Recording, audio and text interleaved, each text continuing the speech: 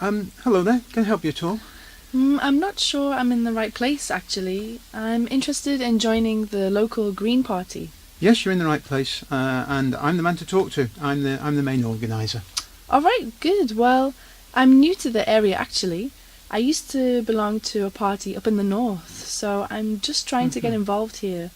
Now that I've moved here. Okay, great. Would you like to become an official member today, or would you just like event information? Yes, I'd like to join today, please. Great. Right then. So I just need to take a few details. Sure. First of all, your name, please. Nikki Harabin. Harabin. Is that double R? That's right. Harrarabin. Okay. And Nikki, N-I-C-K-Y? Nicci. Okay, thanks. And could I take a contact number for you, Nikki? Sure, I'll give you my mobile, okay? Okay. That's 025 3523 3419. 025 3523 3419. Yeah, that's it. And for the membership, I will need your full address too. Sure. It's 236 East Brent Street, Carlton. East Brent Street. Okay, thank you. And sorry, I also need your postcode. Oh, no problem. I can't remember it, but I'm sure I've got it here somewhere. Hang on. Here we are. CT9 5PY. Okay, thanks very much.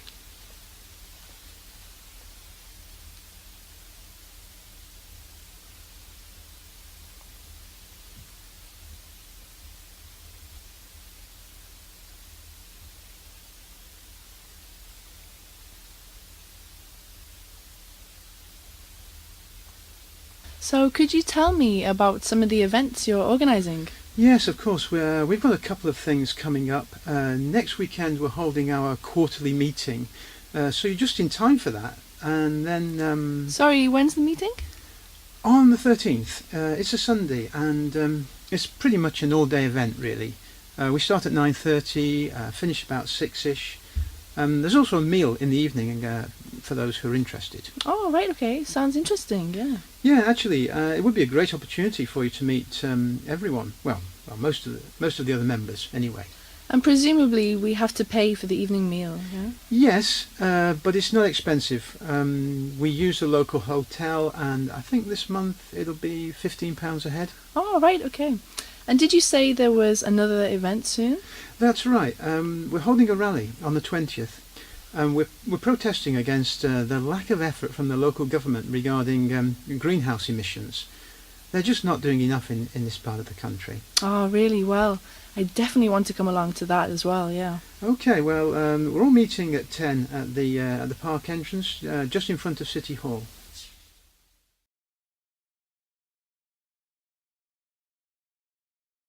Welcome to today's seminar, everyone. It seems that these days, when it comes to being green at home, many of us would get 9 out of 10, at least for effort. We separate our rubbish, we take old stuff to the recycle centre, we switch off electrical equipment at the wall instead of leaving it on standby, and we wash our clothes at 30 degrees Celsius. We even give up our precious cars for more eco-friendly alternatives. Get to the office, however, and our approach seems to change.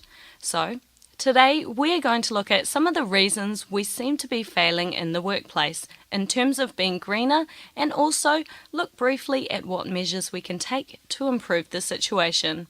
First of all, a couple of statistics according to a recent survey. 1 in 3 office workers say laziness stops them from being greener at work.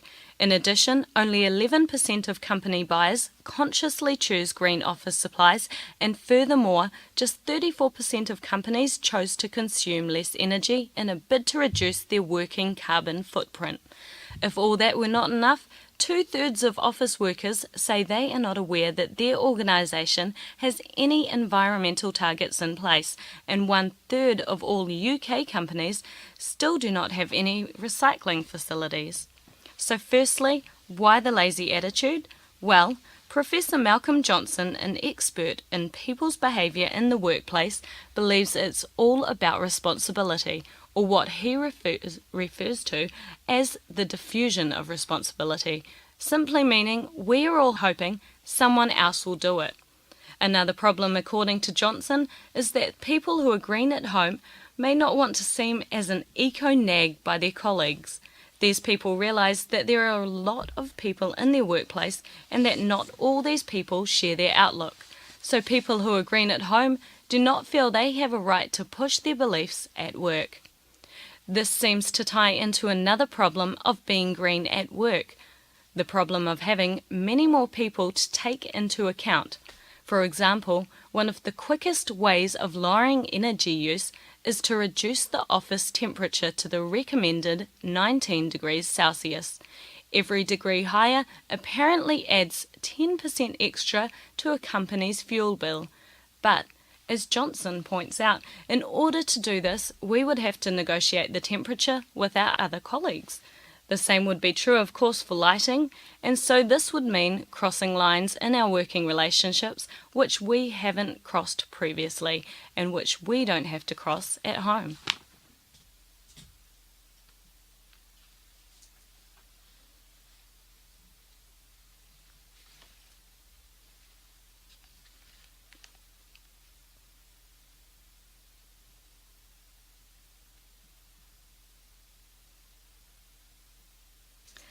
So it seems that perhaps it's not about a lazy attitude after all.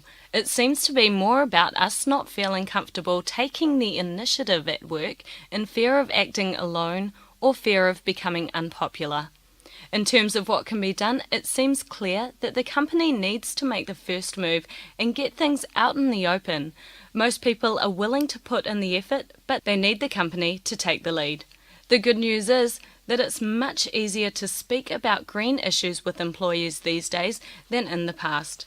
Organisations no longer have to justify their concerns for green issues because these days most people really understand them. So, having produced a clear message from the top, a company then needs to formalise things. Targets have to be set, and if things are really going to improve, performance needs to be measured against these targets. Without constant monitoring, as with most targets, they're unlikely to be achieved.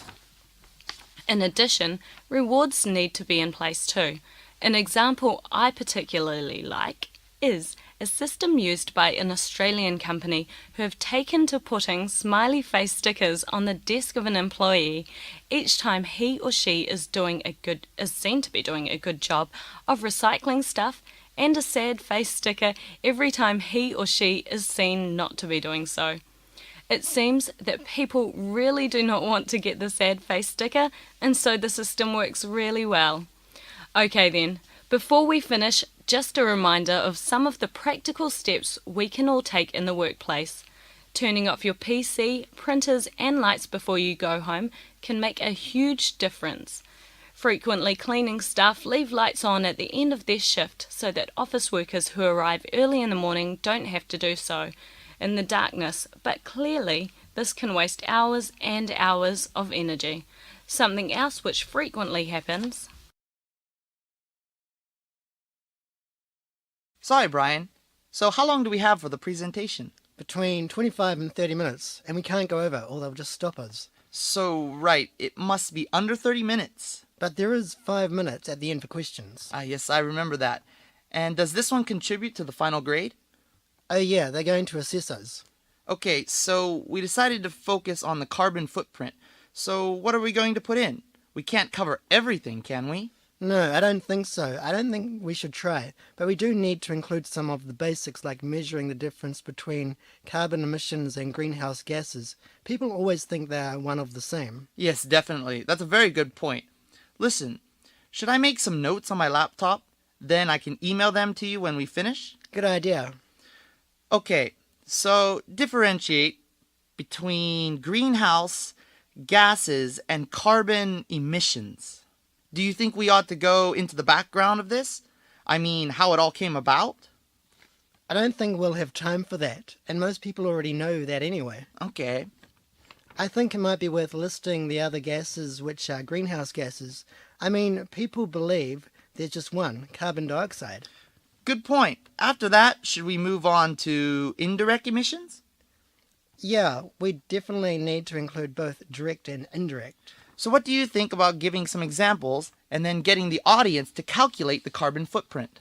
You mean explain to them first how to use a carbon calculator? Well, that would be very interactive and it would involve them more.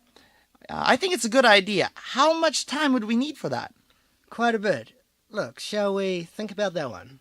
Okay, but anyway, we do need to explain that indirect emissions depend on how energy intensive the production process is of anything you buy.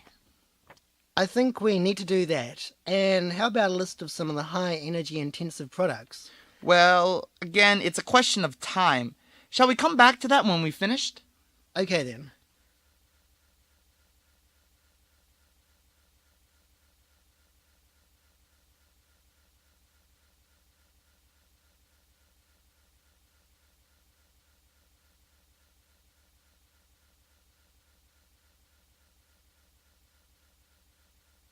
So in terms of how to present this, I think there's a lot of ways we can make it come alive. Photos we can use, etc.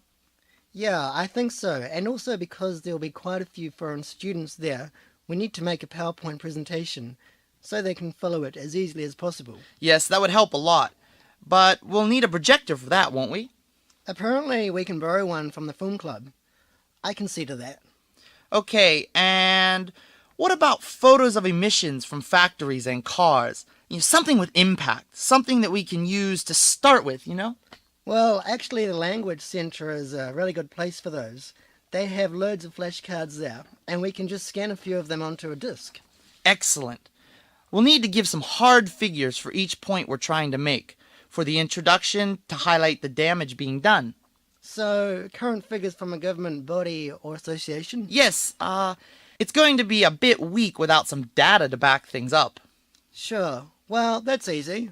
We'll just do a quick web search. Of course. Okay. Then what else? Well, another idea I had, just to finish off with, is to give everyone a bookmark. A bookmark?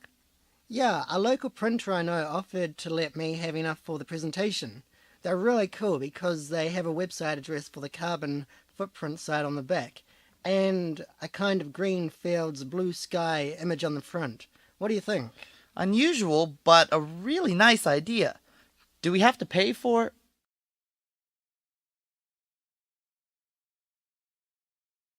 Good evening, ladies and gentlemen. The material in our spotlight this evening is rubber. As you probably know, natural rubber derived from the gum of a tree has been around for some time. Fossils of rubber-producing plants can be dated back almost 3 million years. Some rubber balls, found in Central and South America, are about 1,000 years old. About the same time, in Southeast Asia, natives were using a rubber substance from trees to waterproof their baskets and jars. And Columbus, during his second voyage to the New World, witnessed Haitian natives playing with balls made from the gum of a tree. Today, of course, we use rubber, both natural and synthetic, in a huge range of products and industries. Interestingly, about 50% of rubber consumption is accounted for by the transport industry, specifically the production of tires and tire-related products. Top of this list are tires for trucks and for buses, followed by tires for cars. The remaining 50% is consumed, in part by the industrial sector, to make such products as industrial belts, tubes, linings, and bearings. And a fair amount goes into the consumer market for products such as footballs, footwear, gloves, and clothing. Condoms as well, of course. A third large consumer is the medical sector, and here the list of applications for rubber is very long indeed. So that's just a brief reminder of how reliant we have become on rubber. Now, despite the invention of synthetic rubbers, it seems there is often no good substitute for the real thing. The reason being that nothing artificial yet matches the natural rubber's main qualities, resilience and strength. And the reason for this is that natural rubber molecules are produced using a step-by-step blending process and consequently have a much more regular structure than the artificial synthetic rubber molecules made by chemical engineering. Returning to tires momentarily, around a fifth of an average car tire then still has to be made of natural rubber. In an airplane tire, that figure can be more than 4/5. Moreover, the price of synthetic rubber is tied to the price of oil from which it's made, rendering it quite vulnerable to changes in the oil price. Because oil is forecast to become more costly in the future, natural rubber still seems to be a more attractive alternative to the synthetic version from an economic point of view, as well as an engineering one. There are tough problems with natural rubber. Growing Hevea brasiliensis, the tree responsible for over 96% of the world's rubber supply in the Americas, is a hard task. A disease called leaf blight means the trees have to be spaced widely. Even in Asia currently, a blight-free zone planting new rubber trees can often mean cutting down rainforest, an act which understandably is met with worldwide disapproval. Even then, the trees, being large, take time to grow to the point where they can yield a crop. So a smaller plant that could be harvested for its rubber therefore has obvious appeal. The humble and extremely delicate dandelion, apart from being an ingredient in some exotic salads, herbal teas, and a few wines, is a pretty useless plant. Or at least it was. However, it now seems that one species, a Russian variety, commonly known as TKS, may yet secure its place in history. This plant produces molecules of rubber in its sap, and if 2 research programs, one going on in Germany and one in America, come to fruition, it could supplement or possibly even replace the traditional Hevea rubber tree. Dandelions are regarded as weeds for a reason. They're robust, fast-growing plants that can be pulled up for processing and resown easily. The TKS species could possibly yield 2 harvests a year. If they could be turned into usable crops, they could even outstrip Hevea. With this in mind, the German team have been working to identify the genes that allow TKS to produce usable rubber. In particular, they have discovered an enzyme that is responsible for making its rubbery sap thicken. From the plant's point of view, this thickening is a good thing. The evolutionary purpose of rubber, and the reason why it has appeared independently in plants as diverse as trees and dandelions, is that it gums up the mouth parts of insects. Human users, however, do not want the sap to thicken too much and too soon, so the German team have developed a way to delay the thickening, thereby allowing the rubber to be extracted more easily from the plant. Meanwhile, the American team is working on increasing the yield of rubber from TKS. They are doing things perhaps the old-fashioned way, growing different strains of TKS, grinding up the roots, where most of the sap is found, to see which strains have the highest rubber content. They then simply crossbreed the winners. Their aim is to create a plant that is both high-yielding and has roots chunky enough to be harvested mechanically by the sort of device now used to pick carrots. Combining these 2 approaches, the high-tech bioengineering and the low-tech plant breeding,